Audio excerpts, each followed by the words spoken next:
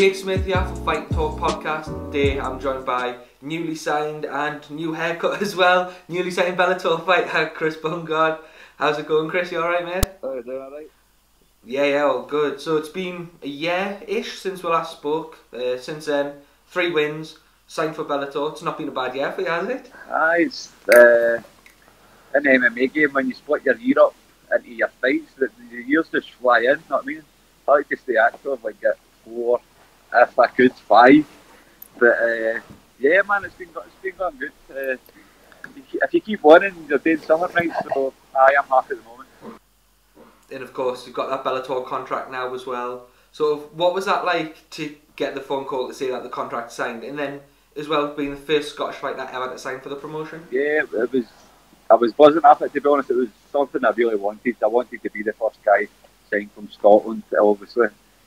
But you know, we had that contract in from Cage Warriors, a 5-fight deal, and we had it for like a week.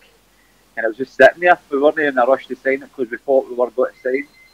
And just before I signed it, the Bellator phoned my coach, and obviously it was a life-changing difference in money-wise and that. So, and it was what I wanted.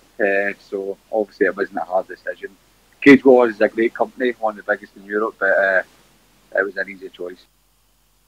In Scott Coker, I know at Bellator 200, he was talking about the domestic league that they're looking to bring across into Western Europe. Do you know, has there been any sort of talk about the contract, whether it's going to be purely based in that domestic league or whether they'll be looking to get you out into the American shows? Well, as soon as I signed the contract, they asked for my visa, they sent over my visa for right away, so I take what you want for that, but I don't know, if they want me to fight in America or wherever, I'm fighting anywhere, I mean. And I think they're going to be setting up a lot more European shows like Dublin, England, obviously there's one in Israel and all that places, but Italy and stuff like that. So I'll fight anywhere, to be fair. I'd rather fight sooner rather than later, because this is why the longest I went without fighting, and I'm all fucking happy. And it's like saying that contract, but you need to fight to make the money, you know what I mean? Yeah. Look at my hair. So you look at that division as well, it's probably one of the most stacked divisions in the company. Is there anybody in particular that you'd be looking to fight? I'll fight them all. Like, obviously I want to fight the champion, Brett Primus, but you're never going to get that ever. So, I don't know. Ryan Slope, Paul Redmond, 2 tough guys. Obviously Terry Brazer's kicking about now, so he's a champion of Bama. I think that's probably main likely. But I'll fight any of them, you know what I mean? It's, you're fighting one of the best promotions in the world, so you're not going to get easy fights unless you like you. Surround Chalmers or something like that. You maybe get a few guys that do the old Hulk Hogan and try to take a submission and Hulk up all of a sudden. But I'll fight anybody. I've never seen no to a fight in my life. My coach just comes and says, right, we're fighting this guy, and I just say, right, cool. So there's a lot of tough fights there, but I don't know, I'd like a big fight like Kimbo Slice's boy. He's just went to lightweight, but I'd like to fight an American. I've fought like Brazilians, Irish, English, Welsh, French, Italian, Maltese. He's an American. Let's see how good they're, not me. Yeah, and you've mentioned him. I was going to bring it up. That was my next question. Aaron Chalmers. I seen your tweet yesterday. I'll pull it up on the screen now so everybody can see watching. What do you sort of make of Aaron, like the sort of journey in the MMA? And you know what it is, but I don't like it's that fucking stupid picture he keeps putting up with all the money. You know what I mean? Because anybody that goes through the ranks of MMA knows that there's no money in it. Yeah. Like you maybe see Conor, but Conor's 1 in a million. You know what I mean? It's totally different. And this guy's had like one pro fight. He's putting up all this money because maybe he sells tickets because of that shitty show he was on. But that's not how the real MMA world goes. We fight for pennies and we grind our way to the top and like for opportunities. So that always annoys me, that picture when he puts it up. So obviously they're never going to give me that fight, but if I'm on the same card as him and we're at the same press conference and there's cameras in front of us, I'll let the world know what he is and what I think of him. So I'm looking forward to that happening. Yeah. In Bellator, obviously they signed loads and loads of like UK and European fighters just recently. But how good is UK MMA right now? Not just UK MMA, but Scottish MMA in particular. With I know your teammate Paul Craig, you've got in the UFC. you at Bellator, Ross Houston fighting for the Cage Warriors title. Yeah, exactly. It's booming. Like people will say, use that term a lot. It's booming, but Scottish MMA is booming now. Not just obviously Paul's fighting in Australia, UFC December. I'm the first Scot, but you've got like Stephen A's fighting Canada, Danny Henry's doing okay, he's 2-0 in the promotion. Joanne Calderwood's just won there. Yeah. But even Cage Wars, you look at McBain's fighting for the featherweight tournament. Ross Houston's got a well-deserved title shot for the welterweight.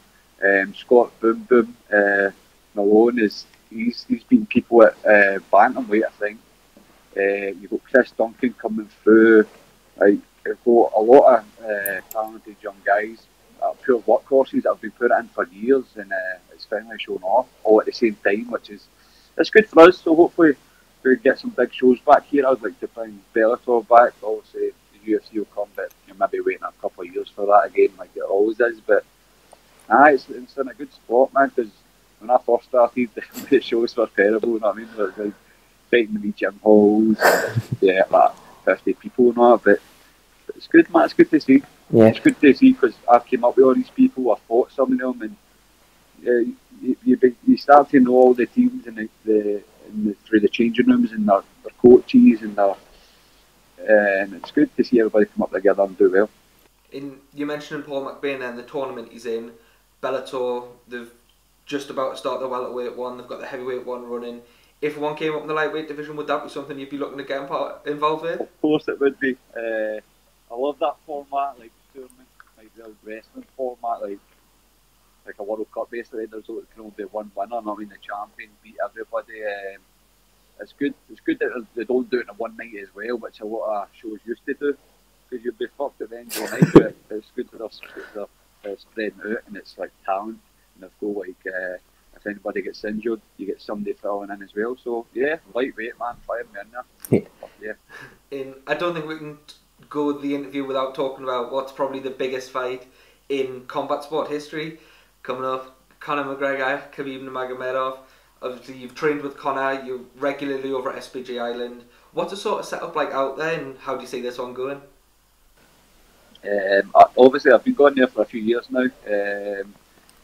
It's just solo training for myself. There's a lot of lightweights, welterweights, featherweights, a lot of professionals at my weight, so it's good to get solid spars and rolls and what have you over there. The coaches are great. I got on with everybody, and I just love the country, obviously. The training is solid, you know what I mean? People are there to work hard and that, so you always know what you're in good training and you're in good hands. But as for the fight, obviously I'm back in Conor, obviously it's no secret. There's so many different ways though, like obviously this fight can go down. I just see Conor obviously finishing him, but I can also see Khabib just struggling with single legs. Conor's quite slippery, just always avoiding them, then landing more strikes and just being in his face a lot. But obviously Khabib's got the wrestling, he's got that gritty.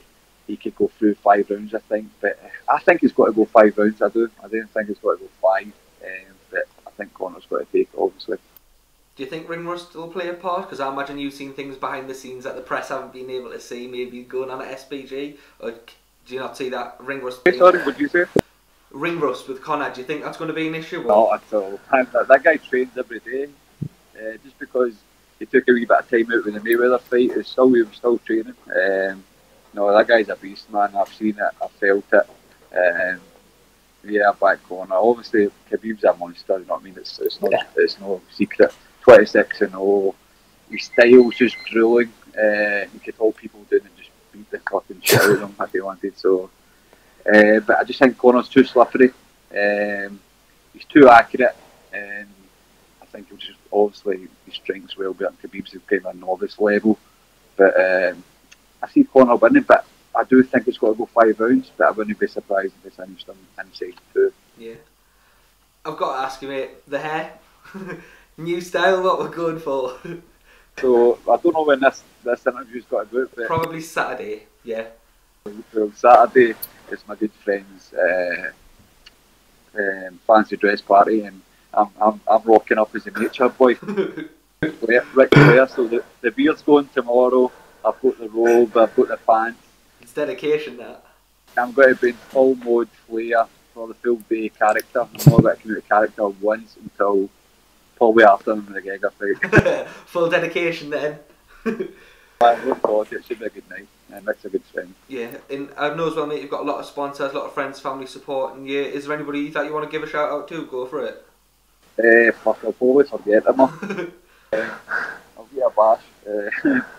Obviously, Taste Buds, Healthy Meals makes all my food and that, so I can't cook. And plus it's obviously cheaper. Taste Buds, Aborted Clothing, Hellcats Graphics, Anubis Security, Bad Guy Brand, Conroy Daniels, my physio, Omar's Premier. I've got actually Hunters that I forget. The Scottish Hit Squad. Everybody that prepared me throughout the years. Even the people that aren't even in my life anymore. My first coaches, my first teammates. Because without them, basically, I probably wouldn't be the fighter on earth. Because I started with them, they showed me the basics. And then my teammates here, teammates in Ireland, SBG, Brian Gardner, who's my main coach, who put the time and effort in me every day, inside and outside the cage as well. Sometimes when I'm being lazy and stuff like that, he'll physically drag me to the gym or drag me out the changing room. You know what I mean? Because I'm not even fucking lazy about it. When I'm eating shit, he kind of gets me in the straight and narrow. So without him, I'd probably be fucking, I don't know. Partying too much, probably. Lastly, mate, as well, you're a massive Celtic fan. How do you see your season going this year? Well, we got beat last night in Europe. We're playing a good team. Salzburg are quite good. They were playing well, but I see you winning the league obviously because we've won it the last 7 years in a row. Rangers are still shite even because they've got Steven Gerrard. I tell you what, see with Steven Gerrard, I used to love Steven Gerrard because I like Liverpool a wee bit. But see the day he put that blue tie on, I hate it. Fuck Steven Gerrard. They've won the treble the last 2 years. I think a lot of people are getting into how they play now, so they're still tired, but someone's still going to do. I don't know if they're going to do. Spot on, mate. Thank you very much for your time, and I will catch up with you when you've got a fight announced. No, thank you very much for your time, I appreciate it. Spot on, thank you, Chris. Cheers, mate. See you later.